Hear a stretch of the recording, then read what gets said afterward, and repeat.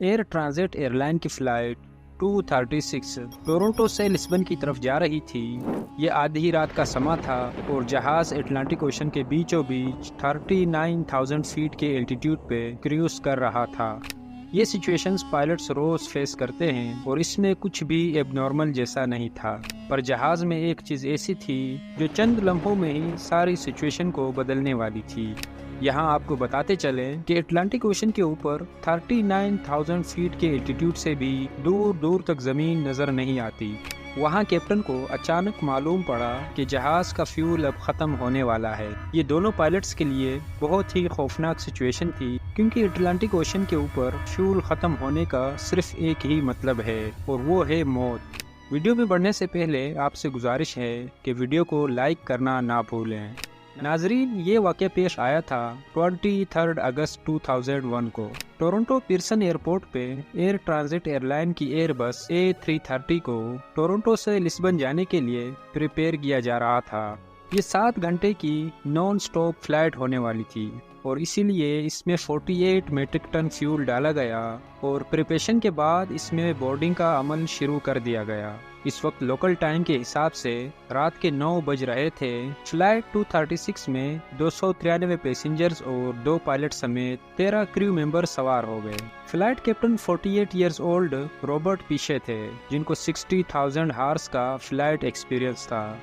First officer 28 سالہ ڈرک دیگر اور ان کے پاس بھی 5,000 گھنٹوں کا ایکسپیرینس تھا، جس میں سے 400 گھنٹے انہوں نے یہی جہاز ایئر بس A330 فلائی کیا تھا۔ جہاز کی بات کی جائے تو یہ اس وقت کا state of the art Airbus کا A330 ماڈل تھا، جو صرف 2 ہی سال پرانا تھا۔ کل ملا کے بات یہ ہے کہ نہ ہی پائلٹ کی ایکسپیرینس میں کوئی کمی تھی اور نہ ہی جہاز میں کسی قسم کا کوئی فالٹ تھا۔ تمام فلائٹ چیکس کمپلیٹ کرنے کے بعد پائلٹ فلائٹ 236 کو رن وے تک لے کے گئے اور ATC کی پرمیشن سے انہوں نے جہاز کو ٹیک آف کر دیا۔ ٹیک آف کے بعد پائلٹ نے جہاز کا رخ اٹلانٹک اوشن کے اس پار لسبن کی جانب کیا۔ چند ہی منٹوں بعد جہاز اپنے کروزنگ الٹیٹیوڈ 39,000 فیٹ تک جا پہنچا۔ عموماً اس طرح کے لانگ فلائٹ پہ پائلٹس کا زیادہ کام نہیں ہوتا، کیونکہ زیادہ تر کام آٹو پائلٹ سسٹم ہی کرتا ہے۔ پائلٹس صرف سچویشن مانیٹر کرتے ہیں اور کنٹرول ٹاور کو اپنی لوکیشن اور اپ ڈیٹ سے آگاہ کرتے رہتے ہیں۔ فلائٹ 236 کو ٹیک آف کیے 4 گھنٹے گزر چکے تھے۔ ابھی تک سب کچھ نارمل چل رہا تھا اور پیسنجر کیبن میں زیادہ تر لوگ رات ہونے کی وجہ سے سو رہے تھے۔ جہاز اٹلانٹک اوشن کے ٹھیک سینٹر میں پہنچ چکا تھا اور یہی وہ لمحہ تھا جب جہاز میں ایک مسئلہ ہو گیا۔ کینیڈین ٹائم کے حساب سے رات کے 1 بجے پائلٹ نے جہاز کے انجن نمبر 2 یعنی جہاز کے رائٹ انجن میں ایک ایب نارمل ریڈنگ نوٹس کی۔ انجن میں آئل کا پریشر زیادہ شو ہو رہا تھا، آئل کی کوانٹٹی کم اور آئل ٹیمپریچر بھی لو انڈیکیٹ ہو رہا تھا۔ اس طرح کا ایرر پائلٹس اپنی کیریئر میں پہلی بار دیکھ رہے تھے۔ انہوں نے فوراً فلائٹ مینول کھولا اور اس عجیب ایرر کے بارے میں جاننے کی کوشش کی۔ نارملی جب جہاز آپریشنل ہوتا ہے تو وقت کے ساتھ آئل ٹیمپریچر بڑھتا ہے، لیکن یہاں وہ لو ٹیمپریچر انڈیکیٹ کر رہا تھا، جو کسی بھی قسم نارمل نہیں تھا۔ ان کو فلائٹ مینول میں اس ایرر کے بارے میں کوئی انفارمیشن نہ مل سکی۔ پائلٹس نے کینیڈا میں ایئر ٹرانزٹ کے مینٹیننس یونٹ سے کانٹیکٹ کیا اور ان کو اس عجیب ایرر کے بارے میں آگاہ کیا۔ بدقسمتی سے مینٹیننس یونٹ کو بھی اس ایرر کے بارے میں معلوم نہیں تھا اور انہوں نے پائلٹ کو کہا کہ وہ اس ایرر کو مانیٹر کرتے رہیں، وہ تھوڑی دیر بعد ان سے کانٹیکٹ کریں گے۔ اگرچہ جہاز کے رائٹ انجن میں آئل کی فالٹی ریڈنگ شو ہو رہی تھی، لیکن پرواز میں کسی بھی قسم کا کوئی مسئلہ نہیں تھا۔ پائلٹ یہ سوچ کر ریلیکس ہو گئے کہ شاید کوئی فالٹی سینسر آئل کی غلط ریڈنگز دے رہا ہے۔ لیکن آدھے گھنٹے کے بعد کیپٹن کے سامنے ایک اور ایڈوائزری میسج سامنے آیا۔ یہ میسج آئل سے ریلیٹڈ نہیں بلکہ فیول سے ریلیٹڈ تھا۔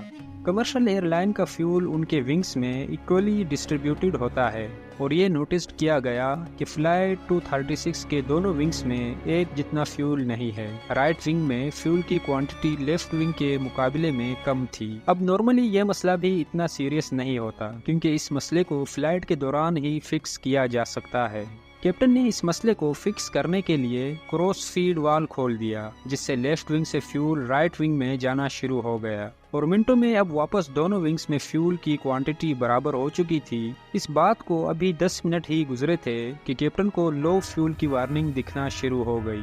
یہ ایک ایسا مسئلہ تھا جو کوئی بھی پائلٹ فیس نہیں کرنا چاہتا، اور وہ بھی پیسنجر سے بھرے جہاز میں۔ پائلٹ نے دیکھا کہ رائٹ ونگ میں دوبارہ سے فیول کم ہو گیا ہے، اور اب دونوں ونگز کو ملا کر اتنا فیول بھی نہیں ہے جس سے لسبن پہنچا جا سکے۔ اب کی بار معاملہ سیریس ہو چکا تھا۔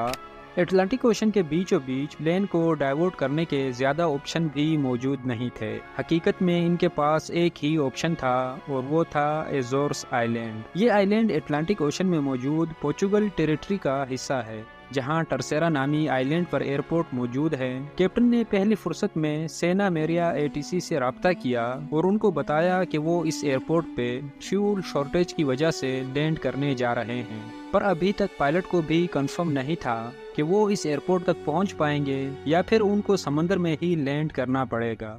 اس وقت جہاز میں 7 ٹن فیول بچا تھا، یعنی قریب 7000 kg۔ دیکھنے میں تو یہ بہت زیادہ ہے، لیکن اصل میں یہ A330 کی فیول کیپیسٹی کا صرف 6% فیول تھا، اور وہ بھی بہت تیزی سے کم ہوتا جا رہا تھا۔ پر سوال یہ ہے کہ آخر فیول کم کیوں ہو رہا تھا؟ کیا اس بار بھی کوئی فالٹی سینسر غلط ریڈنگز دے رہا تھا، یا پھر اصل میں فیول کی کمی تھی؟ فیول کا کم ہونا صرف ایک صورت میں ممکن ہے کہ کہیں نہ کہیں سے فیول لیک ہو رہا ہو۔ یہ پتہ لگانے کے لیے کیپٹن نے فلائٹ کریو کو انسٹرکشن دی کہ ونگ کی ٹریلنگ ایج یعنی ونگ کے پچھلے حصے کو جا کر مانیٹر کریں۔ اگر تو فیول لیک ہو رہا ہوگا تو ضرور وہاں سے کوئی انڈیکیشن ملے گی، پر اندھیرے کی وجہ سے کریو کو ایسی کوئی انڈیکیشن نہ مل سکی۔ اب کنڈیشن یہ تھی کہ ہر 5 منٹوں کے بعد 1 ٹن فیول ختم ہو رہا تھا۔ کیپٹن کو اب کلیئر ہو گیا تھا کہ فیول اب کہیں نہ کہیں سے لیک ضرور ہو رہا ہے۔ ان کے پاس اب صرف 25 منٹوں کا فیول باقی بچا تھا، جس سے ٹرسیرا ایئرپورٹ تک پہنچنا بھی ممکن نہیں تھا۔ اس دوران کیپٹن اور فرسٹ آفیسر لگاتار مینٹیننس یونٹ اور ATC سے کانٹیکٹ میں تھے۔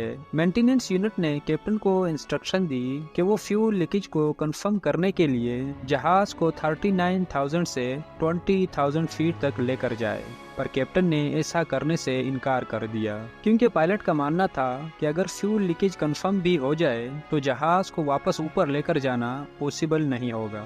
کم از کم ان کے پاس ابھی 39,000 فیٹ پر گلائڈنگ کا آپشن تو باقی ہے۔ اگلے چند منٹوں میں سارے شک دور ہو گئے جب جہاز کے رائٹ انجن میں آگ بھڑک اٹھی۔ یہ دیکھ کر جہاز میں افراتفری پھیل گئی، اور پیسنجرز جو ابھی تک سکون کی نیند سو رہے تھے، ان کے سکون کو خوف کے بادلوں نے ڈھک دیا۔ جہاز میں اب 4.5 ٹن فیول اور صرف ایک انجن بچا تھا۔ اس ایک انجن پہ جہاز کا کروز کرنا پوسیبل نہیں تھا، لہٰذا اب آہستہ آہستہ الٹیٹیوڈ کم ہونا شروع ہو گیا۔ دوسری طرف ٹرسیرا ایئرپورٹ پہ ایمرجنسی نافذ ہو گئی۔ فائر ٹرکس اور ایمرجنسی کریو نے ہر طرح کی سچویشن سے نمٹنے کے لیے اپنی تیاریاں شروع کر دی۔ جہاز جو کہ ٹرسیرا ایئرپورٹ سے ابھی بھی 240 کلومیٹر دور تھا، اس میں اب صرف 600 kg فیول بچا تھا۔ اتنے میں وہی ہوا جس کا ڈر لگا ہوا تھا۔ جہاز کا لیفٹ انجن فل تھرسٹ پہ چلنے کی وجہ سے جل گیا، اور اب فلائٹ 236 بغیر انجن کے اٹلانٹک اوشن کے اوپر گلائڈ کرنے لگی۔ یہاں پر کیپٹن کا جہاز کو 20,000 فیٹ تک ڈراپ نہ کرنے کا فیصلہ بالکل صحیح ثابت ہوا۔ دونوں انجن بند ہونے کی وجہ سے اب جہاز کے اندر اندھیرا چھا گیا، کیونکہ انجن کی وجہ سے ہی جہاز کا الیکٹریکل سسٹم بھی چلتا ہے۔ خوش قسمتی سے جہاز کا آٹومیٹک ٹربائن باہر نکل آیا، جو کہ ایئر سپیڈ سے صرف اتنی ہی الیکٹریسٹی جنریٹ کرتا ہے جس سے کوکپٹ کے امپورٹنٹ اکوپمنٹ چل سکے۔ اب ٹرسیرا ایئرپورٹ صرف 120 کلومیٹر دور تھا۔ جہاز 30,000 فیٹ تک نیچے آ گیا تھا، اور کیپٹن کو یہ ڈسٹینس صرف گلائڈ کر کے ہی پار کرنا تھا۔ پیسنجرز کیبن میں اندھیرا اور پن ڈراپ سائلنس نے ایک خوف کا سما بنائے رکھا تھا، ایسی خاموشی جو شاید کسی آفت کا اشارہ دے رہی تھی۔ ورسٹ کیس یہ تھا کہ اگر جہاز ایئرپورٹ تک نہ پہنچ پایا تو اس کو سمندر میں ہی لینڈ کرانا پڑے گا۔ اسی وجہ سے کریو نے پیسنجرز کو پانی میں لینڈنگ کے حوالے سے پریپیئر کرنا شروع کر دیا۔ سمندر میں لینڈنگ ہر طرح سے خطرناک ہوتی ہے، جو کہ اگر پیسنجرز امپیکٹ سے بچ بھی گئے تو پانی میں ڈوب سکتے ہیں، اور اگر پانی میں نہیں ڈوبے تو ٹھنڈے پانی کی وجہ سے ہائپو تھرمیا سے مر سکتے ہیں۔ اب نارملی بغیر انجن کے پیسنجرز پلین کو گلائڈ کرنا بہت مشکل ہوتا ہے۔ سب کچھ پلین کی پچ کنٹرول پہ ڈیپینڈ تھا، جس کو پائلٹ مینولی اسٹک سے کنٹرول کر رہے تھے۔ جہاز کا الٹیٹیوڈ 2000 فیٹ پر منٹ کے حساب سے ڈراپ ہو رہا تھا، یعنی اگلے 15 منٹوں میں جہاز یا تو ایئرپورٹ پر پہنچے گا یا پھر سمندر میں ہی لینڈ کرنا ہوگا۔ جب پلین کا ڈسٹینس ٹرسیرا ایئرپورٹ سے 15 کلومیٹر رہ گیا تو اس کا الٹیٹیوڈ 15,000 تھا، اور نارملی اتنے ڈسٹینس پر الٹیٹیوڈ 3000 فیٹ رکھنا ہوتا ہے۔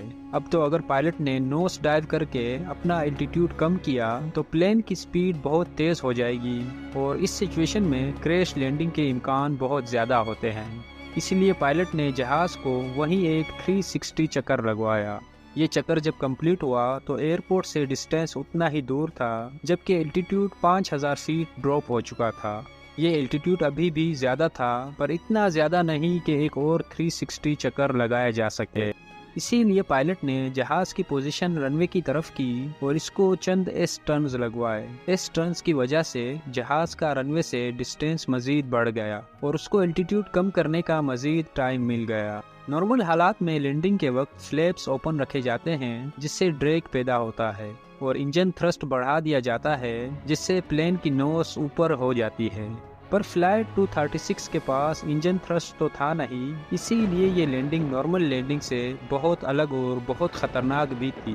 پائلٹ کے پاس پلین لینڈ کرنے کا صرف ایک ہی چانس تھا، یا تو آر یا تو پار۔ آخرکار پلین ایک زور کے جھٹکے سے رن وے پہ لگا اور 12 میں سے 8 ٹائرز بسٹ ہو گئے۔